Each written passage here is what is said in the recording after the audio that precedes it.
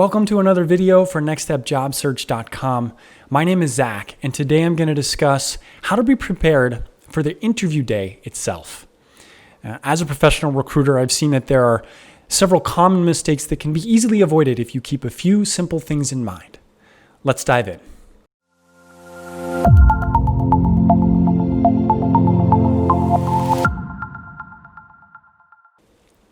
As you walk in the door for the day of the interview, you have a lot of things that you have prepared. You've done research on the company and the hiring managers that you're going to be meeting with. You've practiced for common interview questions that you expect that you will encounter. But instead of trying to keep all of that in mind as you walk in the door or sit at the reception area before your interviews start, I suggest just keeping 3 simple things in mind. And these will help you avoid common mistakes that I have seen as a professional recruiter that really tend to affect people on interview day. The first thing I suggest that you really try and keep in mind as you sit down for the interview is to listen very carefully to the interviewer's questions. One of the more common mistakes that I see that cause candidates to get rejected because of an interview is not answering the question that the interviewer intended. Oftentimes there is some confusion, and what ends up happening is the candidate gets off track while answering the question.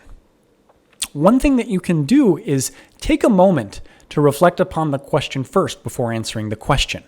This will reflect well on you. I think hiring managers really appreciate some thoughtfulness in the answers, and also this moment of reflection will help you remember the question throughout the answer and give you some time to kind of map out where it is that you're headed with your answer before you begin. The second thing to remember is to be concise in your answers. This is the number one area where candidates go wrong on the interview day. They begin answering a question and they don't know exactly where they're going with their answer. And before they know it, they're rambling or meandering in their answer and not getting to the point. That first point of listening closely to the question the interviewer asks and taking a moment to reflect upon the question before you answer it, that will really help you here too. If you have a plan to your answer before you begin, you will arrive at that destination much more efficiently than if you start to answer the question before you know what it is that you are going to answer with. A couple of other things to help be concise. One is really resist the temptation to take a tangent. Oftentimes it comes up where you think of something that's related to what you're talking about that would be good for you to share, that looks and reflects well upon your work experience, but it's not in vain with the question that the interviewer asked.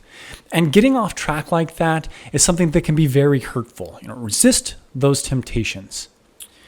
The third thing I think you should keep in mind as you sit down to interview is to remain professional or be professional throughout the interview.